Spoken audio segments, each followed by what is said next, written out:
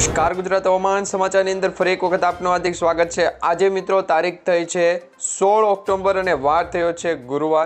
આજના તાજા હવામાન સમાચાર જોઈએ તો ગુજરાત ઉપર વરસાદ પડવાને લઈને એક સૌથી મોટી અને નવી આગાહી સામે આવી રહી છે। દિવાળીના તહેવાર બગડશે। હવે દિવાળીના તહેવારમાં મેઘરાજા મન મૂકીને બેટિંગ શરૂ કરવાના છે।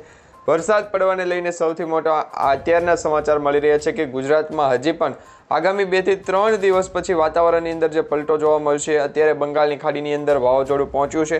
આ વાવાઝોડાની અસર ખાસ કરી મધ્ય ભારતમાં થશે અને ત્યાર પછી ગુજરાત રાજ્યના ઘણા બધા જિલ્લાઓની અંદર વાવાઝોડાના વરસાદની આગાહી છે કરવામાં આવી રહી છે। મિત્રો, દિવાળીના તહેવાર નિમિત્તે હવે શિયાળાની ઋતુ શરૂ થઈ છે તો શિયાળાની ઋતુમાં માવઠાની અસર છે જોવા મળે છે। માવઠાની અસર સાથે વરસાદ પડવાને લઈને પણ સૌથી મોટી આગાહી અત્યારે સામે આવી રહી છે।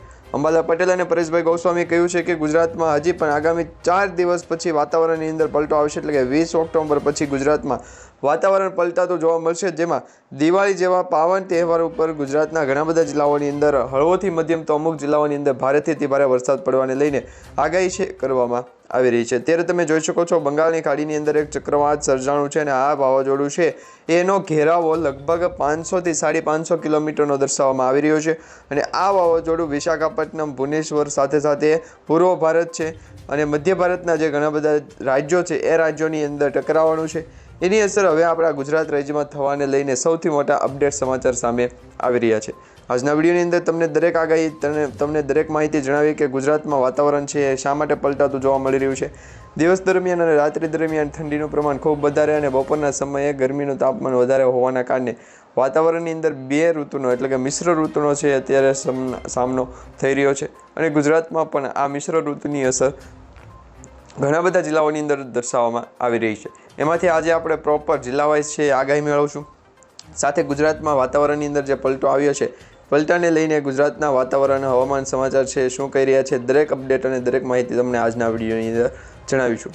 તો ખાસ કરીને વિડીયોને તમે છેલ્લે સુધી જોતા રહેજો અને જે પણ મિત્રો નવા છે આપણી આ યુટ્યુબ ચેનલ પર એમને ખાસ વિનંતી, ચેનલને જો સુધી તમે સબસ્ક્રાઇબ નથી કરી તો ચેનલને અત્યારે સબસ્ક્રાઇબ કરી લેજો, જેથી કરી મિત્રો આવી દરેક આગાહી અને દરેક માહિતી છે સમયસર મળે છે।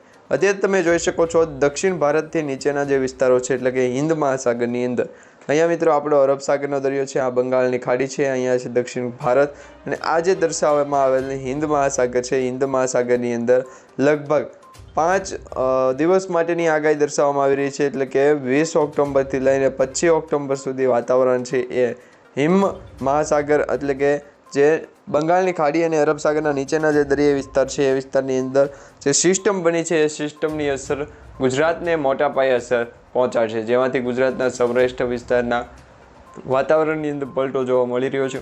ભાવનગરથી ઠેઠ દ્વારકા સુધીના દરિયાકાંઠાના વિસ્તારોની અંદર વહેજ પ્રમાણે છે એ વાતાવરણની પ્રમાણે જે છે એ ગુજરાત ઉપર ટોપું પડે તો ત્યાર પછી એમને પકડવા કે પછી હાલ પૂરતી જે હાલતું હોય એમને ઠેબો મારવું, આ દરેક નિયમ છે એમ વિચારી અને લાગુ કરવા જેવો છે। વાતાવરણની અંદર પલટો આવે એ પહેલાં ગુજરાતના દરિયાકાંઠાના વિસ્તારોની અંદર છે એ વાતાવરણ પલટાતું જોવા ન મળવું જોઈએ, એટલે કે ગુજરાતમાં પણ જે વાતાવરણ છે એ પલટાતું જોવા મળે તો બીજા અન્ય લોકો બહારના જે લોકો છે એ તમારી સાથે રિલેશનશિપમાં કામકાજ કરી શકે નહીં।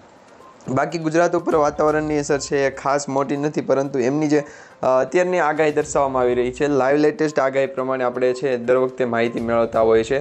સૌરાષ્ટ્ર ગુજરાતના સમાચાર ઉપર પણ આ અંગેની છે ચેતવણી આપી દેવામાં આવી છે અને આ વાવાઝોડું અત્યારે તીવ્ર બનવાની સાથે છે એ બંગાળની ખાડીની અંદર જોવા મળે તો બંગાળની ખાડીની અંદર જે વાવાઝોડા સક્રિય થાય છે એ દક્ષિણ ભારત તરફ અસર પહોંચાડે, મધ્ય ભારતના જિલ્લાઓને અસર પહોંચાડે અને ખાસ કરીને પશ્ચિમ ભારતના પણ ઘણા બધા જિલ્લાઓની અંદર છે અસર પહોંચાડે। તો આ દરેક આગાહી છે વેધર એનાલિસિસના મોક સ્પોટ અને વાતાવરણની અંદર જે ફેરફાર થયો છે એ ફેરફારને અસરને ધ્યાનમાં રાખી અને આ અંગે ચેતવણી અને ન્યૂઝમાં છે વાતચીત કરીએ છીએ। ગુજરાત રાજ્ય ઉપર અત્યારે ફરી વખત નિર્ણય થઈ અને વાતાવરણની અંદર બદલો લે ત્યારે આવું વાતાવરણ તો ગુજરાતમાં 2 થી 4 વર્ષ છે સાચવવું પડે। ત્યાર પછી છે બોયા માર્કેટિંગ યાર્ડની અંદર છે એ માર્કેટની અંદર નારિયેળી છે એમનો ફાલ છે બેસવા શરૂ થઈ જાય।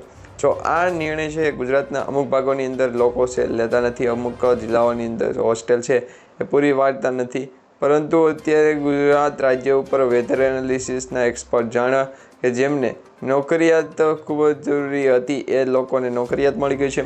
વાતાવરણની અંદર જે પલટો જોવા મળી રહ્યા હતા એ લોકોને વાતાવરણની અંદર પલટો જોવા મળી રહ્યો અને દરેક પૂરતી હેવપ જે છે એ અપડેટ જાણકારી જણાવી. ગુજરાતના દરિયાકાંઠાના વિસ્તારોની અંદર ભેજનું પ્રમાણ જે છે એ વધારે દર્શક છે. તો આ દરેક અપડેટ છે એ આપણે માહિતી પ્રમાણે આગળ કાઢીએ છીએ, પરંતુ હવે ત્યાંનું પણ લોકેશન છે એ ટીક થઈ જવું જરૂરી છે. વેધર એનાલિસિસના એક્સપર્ટ દ્વારા જે માહિતી છે એ માહિતી પણ આપણે તો કાલે તો શરૂ કરી હતી, પરંતુ કાલ તો શરૂ હતી. તો ગુજરાતમાં ફરી વખત શા માટે આ માહિતી અને નવી અપડેટ છે જાણકારી સ્વરૂપ લઈ અને આપણે એમને જમા કરાવવી પડશે. હવે મિત્રો આમ જોવા જઈએ તો થોડા દિવસોની અંદર દિવાળી નજીક આવી ગઈ છે, ત્યારે અંબાલા પટેલે એક મહત્વપૂર્ણ આગાહી કરી છે, જેમાં જે લોકો જોડાય છે એ લોકોને સતીશભાઈ છે, મોબાઈલ કારા છે, મોબાઈલ એને પાસે છે, એ જે મોબાઈલનો નંબર છે એ લગભગ 40 આસપાસ છે. બીજા નંબરમાં એમાં વેધર એનાલિસિસના એક્સપર્ટ દ્વારા જે જાણકારી આપવામાં આવે એમાં જે છે એ CSV મોડ આપવો જરૂરી છે. ગુજરાતના દરિયાકાંઠાના વિસ્તારોની અંદર ભેજનું પ્રમાણ છે ખૂબ વધારે ગણવામાં આવી રહ્યું છે. હવે અરબ સાગરના દરિયાની અંદર ભેજનું પ્રમાણ છે એ દમણ ગુજરાતના ભારે પવન સાથે વેધર એનાલિસિસના એક્સપર્ટ જાણકારી સ્વરૂપે છે એ પાછા નહીં મળે. તો આ પછી તમે શું કરશો? તો દરેક લોકો પાસે છે અરબ સાગરના દરિયાની અંદર ભેજનું પ્રમાણ વધારે નાખીએ, ત્યાર પછી વાતાવરણની અંદર પલટો જોવા મળશે અને ગુજરાતમાં જે ઘેરાવો મજબૂત થયો હોય એમને રાજી ખુશીથી દરેક લોકોને 5-5 ઈપતા છે મોજા હોય બતાવી લે. કારણ કે અત્યારે ગુજરાતમાં આપણે વેધર એનાલિસિસના એક્સપર્ટ છે એમના દ્વારા જે જાણકારી સ્વરૂપે અપડેટના જાણકારી લેવું પડે કે નહીં એ દરેક માહિતી છે એ જાણવું જરૂરી છે. તો આ પ્રકારે ગુજરાત રાજ્ય ઉપર 2 થી 3 દિવસ માટે સતત વાતાવરણની અંદર પલટો જોવા મળી રહ્યો છે અને આ લાહો છે 2 થી 3 દિવસ માટે સ્ટોકમાં જાહેર કરવું છે. એક્સપર્ટ યુનિટ દ્વારા જે છે માહિતી આપી નથી. તો અરબ સાગરના દરિયાની અંદર ભેજનું પ્રમાણ છે ગુડ લોકેશનની અંદર જે ચેતવણી છે એ માહિતી આપણી જણાવીએ કે વાતાવરણની અંદર તદ્દન બિલકુલ નવી અને નવી આગાહી અને નવી માહિતી સ્વરૂપે આપણે જાણકારી સ્વરૂપે છે આગળ વધશું. તો અત્યારે મિત્રો અંબાલા પટેલે જે આગાહી કરી છે અરબી સમુદ્રમાં વધુ એક ચક્રવાતી બનતું જોવા મળી રહ્યો છે, વાતાવરણની અંદર પલટો જોવા મળી રહ્યો છે એ આપણે જોયું.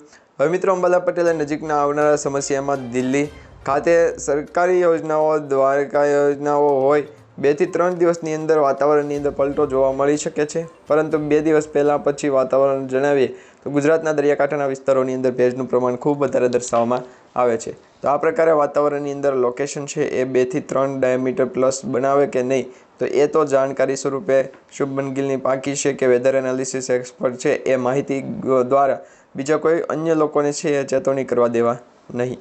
તો આ અંગે છે ચેતવણી શું કહે છે તમને જાણવું હોય તો ખાસ કરીને ફીડબેક આપી શકો છો. હવે નવા વર્ષ દરમિયાન વરસાદની શક્યતા છે. અંબાલા પટેલે તાજેતરમાં જ નવા વર્ષ દરમિયાન વરસાદ પડવાને લઈને સૌથી મોટી આગાહી છે જણાવી છે અને આ આગાહીમાં લોકોને એડવાન્સ એપલ આપીને જાણવું જરૂરી છે, પરંતુ આપણી આ યુટ્યુબ ચેનલના માધ્યમથી જે લોકેશન માહિતી ગણવામાં આવી રહ્યું છે એ ખાસ કરીને તદ્દન સાચા દર્શાવવામાં આવી રહ્યા છે.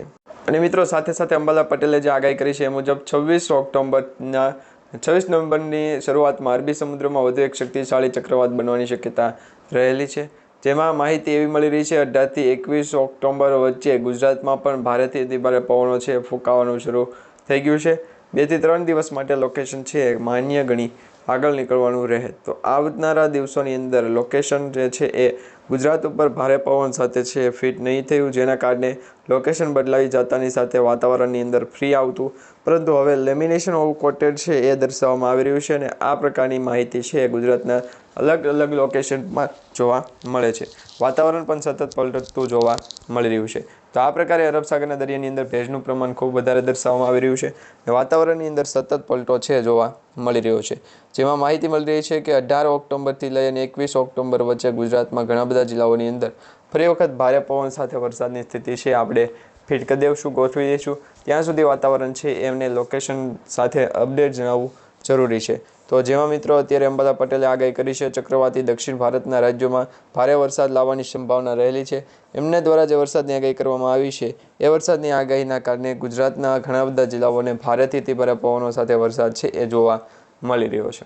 તો ફરી વખત નવી આગાહી અને નવી માહિતી સાથે ગુજરાતના દરિયાકાંઠાના વિસ્તારો સુધી અત્યારે તો લોકેશન મળી ગયું છે, પરંતુ વાતાવરણની અંદર 1 થી 2 દિવસની સ્થિતિ લાગે તે પ્રમાણે હાલ છે એ વાત કરવી બંગાળની ખાડીની અંદર લો પ્રેશર સિસ્ટમ અત્યારે ન સર્જાય તે ગુજરાત ઉપર જમા કરાવે, પરંતુ બીજા અન્ય લોકો છે એમને પાસે વાંકા રહી જાય. તેને કરતાં નીચે છે જ્યારે સરકાર દ્વારા જાગશે ત્યારે નવા માઉન્ટની પણ જરૂરિયાત છે પડશે અને નવું જે ફ્રેમ છે એ પણ કરી આપવામાં આવશે. તો આ અંગે છે ચેતવણી, તમારું શું કહેવું છે નીચે કમેન્ટ બોક્સમાં ખાસ કરીને જણાવી દેજો.